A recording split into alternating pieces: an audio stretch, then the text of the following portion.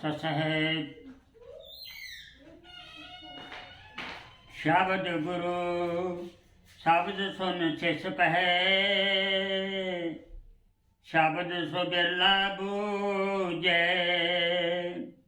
शब्दे वेद पुराण कहत है शब्दे ही सब ठहरावै शब्दे सो नर मुनि जन गावै शब्दे पेत निपावै शब्दे सुन सुन पेख धरत है शब्दे कहे अनुरागी। साहिब कबीर साहिब जी अपनी पवित्र रचना तो शब्द की व्याख्या कर रहे हैं। कहते ने कि वो नाम मूल मंत्र सार नाम आद नाम गुप्त नाम कई नामां दे नाल उस नाम नूं संतां ने जिक्र किया है बयान किया है। लेकिन जब तक पूरा मुर्शद पूरा रहबर नहीं मिलता पूरा गुरु नहीं मिलता उतना चिर किसी भी शब्द की आराधना करने का कोई लाभ नहीं। गुरबिन माला फेरते गुरबिन देते दान गुरबिन सब हराम है जा पूछो वेद पुराण।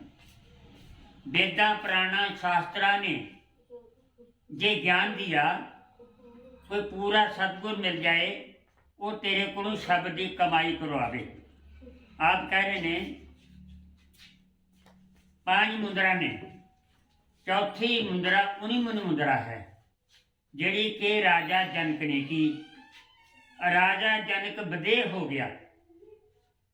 बदेह का अर्थ शरीर हुंदे होए भी देह हुंदे होए भी वो देह विच नहीं सन। वो संसार विच रहिंदे होए भी संसार की माया तो आजाद सन लिप्त नहीं सन। इस करके महाराज ने शब्द गुरु शब्द सुन सिख पहे कहनी वो नाम वो शब्द की जो चर्चा संसार कर रहा है वो नाम सार नाम किसी ने मूल नाम किसी ने बदे नाम किसी ने गुप्त नाम कई नामां ना जिक्र किया। महाराज कहते ने शब्द दे वेद पुराण कहते शब्द नूं सारिया संतां ने अंदर ठहराउण की कोशिश की लेकिन उस शब्द का किसी ने अंत नहीं पाया। अज संसार के अंदर शब्द की खोज के वास्ते बहुत सारिया गोष्ठियां होंदियां हैं संत समागम होंदे हैं कि वो नाम क्या है। क्योंकि महाराज जी बंदी छोड़ कबीर साहब का प्रचार या नाम मता उन्होंने भरिंगी कीटने जाने प्रिंको बै कर ले आप समान।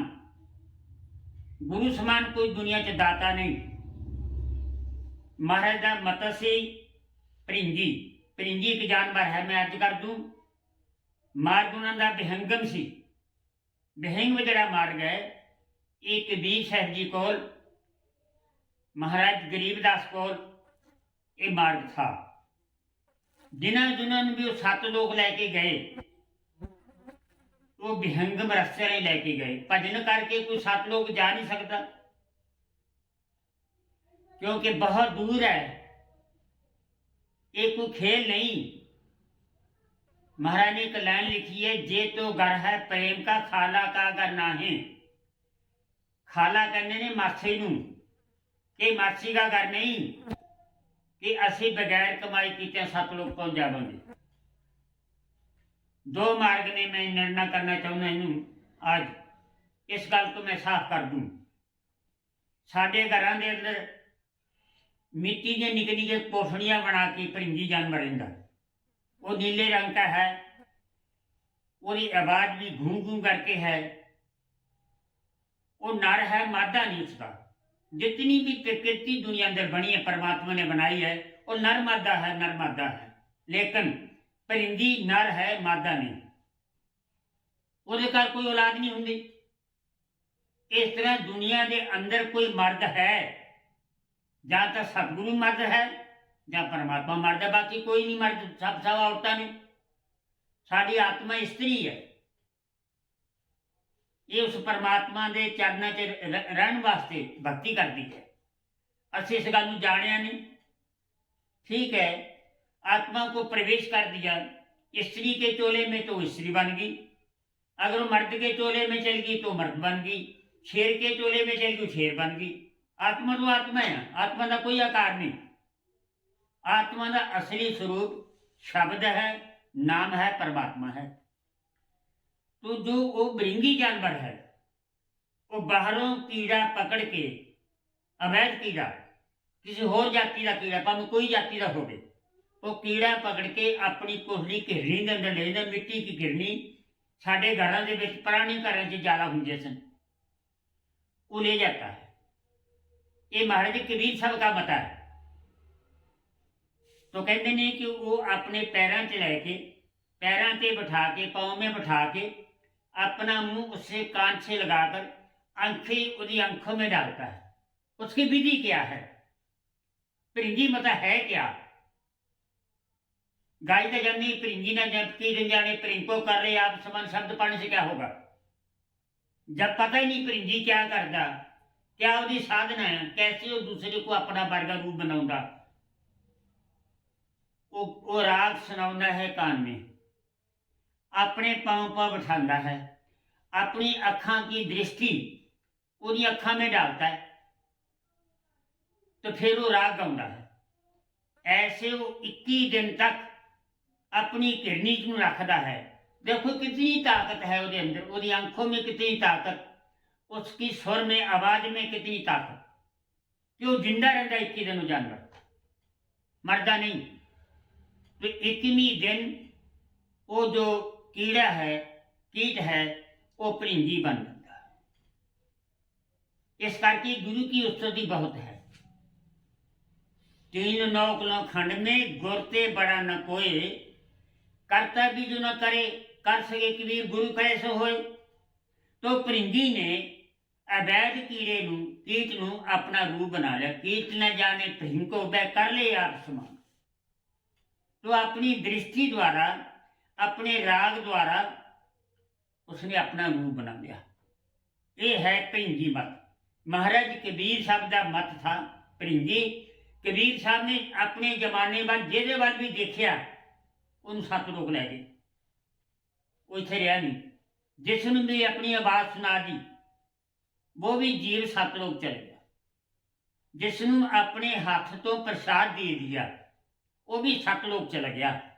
जो महाराज कबीर साहब के चरणों हेठा आके वो कीड़ा काल हो गया, वो भी 7 लोग चल गया। जिस जिस वृक्ष की छाव में महाराज जी बैठ गए, वो दरख्त अगली बार उसका जन्म मनुख हो गया। जिस दरख्त का फल खा लिया, वो दरख्त को भी मानस जन्म मिल गया। जिस घोड़े की, जिस हाथी की सवारी की, वो जानवर भी इंसान बन गया। जिस चमड़े की, किसी भी पशु के चमड़े का जोड़ा पहनिया, काठी पाई घोड़े ते, वो भी इंसानी चोरे से चल गया। जिस पल उन्होंने नजर करके देखा वो 7 लोग चल गया। कबीर साहब का क्या कहना था? एक तो मता सी उनका भृंगी, दूसरा सी विहंगम। विहंगम का अर्थ की है, मैं ये पिछले सत्संगा दे विच कर नैन नूं ददाल महर में प्यार है उसनूं सुनना, ਉਹਦੇ ਵਿੱਚ 4 मार्ग मैं बता आया। इस करके मैं बार बार उस बात को नहीं बोलूँ। इनका मार है विहंगम। विहंगम का विहंग या विहंगम एक ही चीज है। विहंग का अर्थ है कि जमीन ते जानवर बैठा, उसने उड़ारी मारी, वो पहाड़ की चोटी पर जा बैठा। पहाड़ की चोटी तो उसने उड़ारी मारी, नीचे जमीन पर आ गया, इनू कहते विहंगम। महाराज जी पास विहंग मता था। अब मैं विहंग मते का भृंगी मता तो मैंने बता दिया कि उनका भृंगी मता था। तो आज लिखते हैं, मूल मंत्र है गुप्त जो हारा। कहना उनका जो मत है, मता है, वो है विहंगम। मूल मंत्र है गुप्त जो सारा, बिरला पावे शब्द हमारा, सत्या वचन अस्सी ना जाने, गहे हंस पहुंचित खाने, अगर अचिंत सुरत सुहंगा। इस बात को समझे संत जनों, ये सब जनों की समझने वाली बात भक्त जन जो सिमरन करते हैं उनको ये बात समझाएगी कि भी की क्या करनी है। अगर अचिंत सुरत सुहंगा,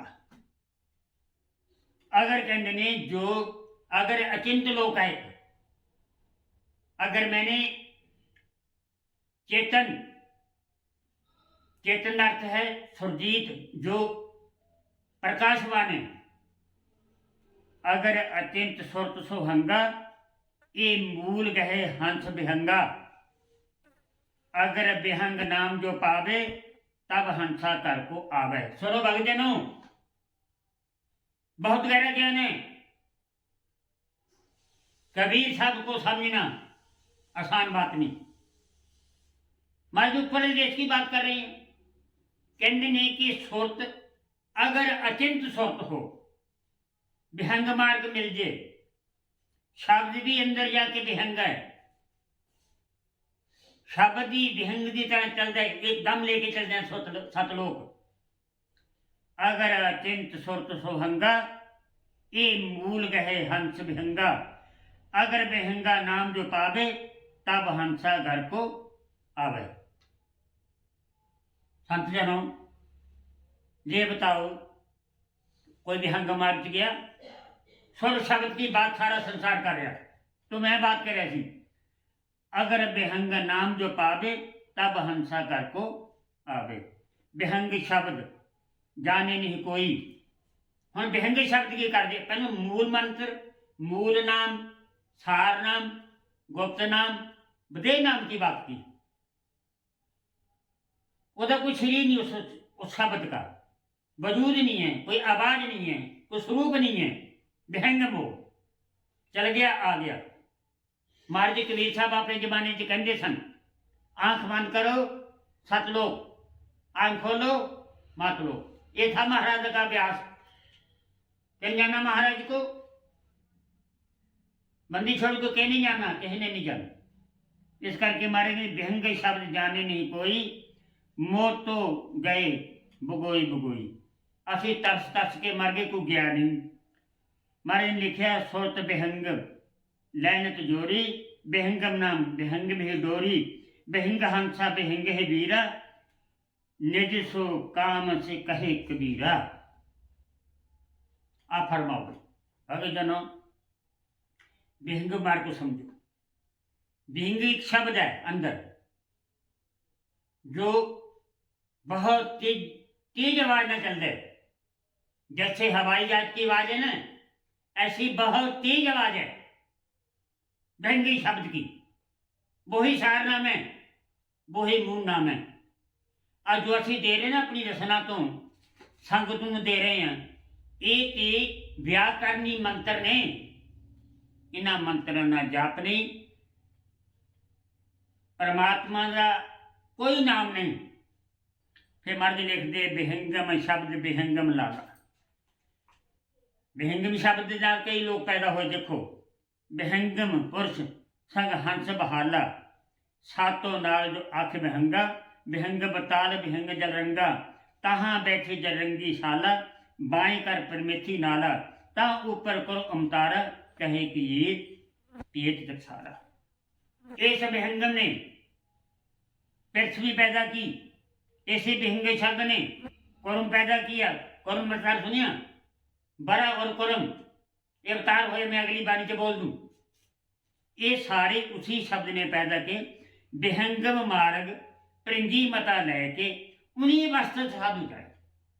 ये मैं एक लाइन द्वारा बोलना चाहना मैं, विहंगम मार्ग से जाए, प्रिंजी मता अपनाए, उन्हीं मन अवस्था से जाए। ये चौथी अवस्था है।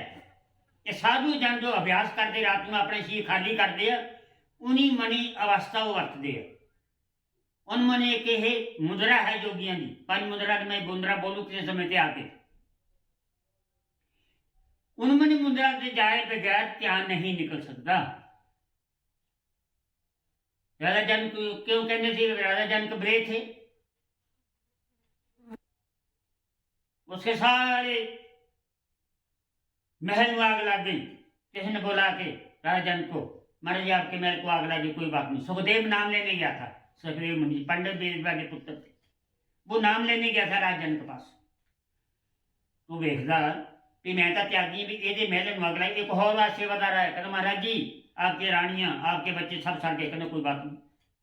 जिस तख्त पर वो विराजमान था राजा जनक, मैं वधे की बात कर रहा हूं, उन्मुनी अवस्था की बात कर रहे हैं। तो उसके तख्त को आग लगी जिस तख्त पर बैठे थे। के सेवादार ने बोला महाराज जी आपके तख्त को आग लगी, कभी माल की मौज। सुखदेव ने अपना चोड़ा चुकया, चिमटा चुकया, चिपी टुपी तुर पड़े। राजा जनक ने आवाज मारी, कहने सुखदेव मेरा सब कुछ सड़ गया, तू चोड़ा चिमटी लेके तुर पे, लेने तू नाम आया मेरे को। राजा जनक बधे थे, उनके पास उन्मनी मुद्रा थी, वो महंग में जाते थे। सब संतों को महंग में जाना पड़ेगा, तब मुक्ति होगी। परिंदी मता अपनाना पड़ेगा और महंग मार्ग में जाना पड़ेगा। उन्हीं मनी मरबस्ता में जाके अपना मन मारना पड़ेगा, तब जेम कबीर का मार्ग खुलेगा। इसलिए कबीर को समझना, आद अजर अदरी नहकामा, सब सिंधु है निज के कामा, सब सिंधु पाजी के नाम, जो जय पर ब्रह्म के गामा। पर ब्रह्म बोला मैंने, पांच नाम बोले, आद अजर, ये पहला शब्द है आद अजर। दूसरा है अदली अदल, ये मैं शब्द जो ग्रहण लगा से दिता सी, अदली अदल कबीर मैंने बोला था, ये ब्रह्मांड का शब्द है। तो महाराज कहते ने आद अजर अदली अदल, पुरुष नर निरअक्षर, मुक्तामणि परम नाम, पंचमा सुख सागर विश्राम। ये पांच नाम ने पर ब्रह्म दे, परमान नहीं बोलिया पर ब्रह्म के, ये शब्द अंदर है। इस करके महाराज जी कहते ने सुख सागर विश्राम, ज्ञान सिख जे, ज्ञान सिख के जे गुण, नाम व्यक्ति पाए, कहे के भी धर्मराज को हंस लोक जाए। फिर वो धर्मदास वो लोग जाएंगे सत लोग, जिन्हें पास विहंग मता होएगा, विहंग मार्ग होएगा, परिंगी मता होएगा, उनमनी अवस्था होएगी। ये तीन वस्तुओं को याद रखो। धर्मदास चरण चित्त पर ही, चार बार बिन में अनुसारी, पांची नाम मोहे को विचारी, जामे होया हंस निस्तारी, बिन पाजी कहा जाने भेदा, पांची नाम गुरु कहे भेदा। ये पांची नाम है पंज, इसको कहा आकाश पांजी के नाम। पांच नानी जाया पांजी आकाश नाम, ये भी नाम ऊपर काम कर रहे हैं। इस करके भक्तजनों महाराज जी की वाणी को मूल ध्यान से जाना पड़ेगा। मूल ध्यान गह पावे शोक सागर अस्थान, मूल शब्द जे सुन, अमी दीप कह जाए, कहे कबीर ज्ञान शिष्ट बिना, मूल ज्ञान नहीं पाए। आत्मज्ञान बिना नर पटके, क्या मथुरा क्या काश। भाइयों बगैर ज्ञान तो मथुरा जाओ, काशी जाओ, द्वारका जाओ, कोई मनाही नहीं। पर महाराज कहते आत्मज्ञान बिना नर पटके, क्या मथुरा क्या काशी। कहीं भी चले जाओ, ये बहन तय कैसी ना, तो जो काशी जाके चोला छोड़ेगा वो स्वर्ग को जाएगा, जो मरहर में चोला छोड़ेगा वो नरक में जाएगा। महाराज ने प्लेखा निकाल दिया, ऐलान कर दिया कि मैं अपना चोला मगर में छोड़ू। तो मगर में जाकर चोला छोड़ा महाराज ने, एक चादर नीचे बचाई, एक ऊपर ले ली। राणा बघेल सिंह जी भी आपके सेवक थे, तो मुसलमान जी वो भी आपके सेवक थे। तो उनमें झगड़ा हो गया कि मैं संस्कार करूं, मैं कब्र बनाऊं। तो महाराज ने बोला था, अरे नदान मूर्ख क्यों झगड़ा कर रहे हो, आवाज आई आसमान से, उठाओ पर्दा देखो कौन है। जब पर्दा उठा तो 2 फूल निकले। मेरे परमात्मा फूल पर आए, फूल पर वापस चल गए। हे भक्तजनों, महाराज जी शरीर नहीं थे, देह नहीं थे, वो परमात्मा का स्वरूप थे। इस करके सब संतों को मेरा बार बार नमस्कार, जो कबीर साहब का प्रचार कर रहे हैं, सबका धन्यवाद। कबीर साहब ये मानकर चलना भाइयों कि उनका अपना कुछ ही नहीं था, वो पारदर्शी थे, वो शब्द रूप थे, वो परमात्मा रूप थे। सच है।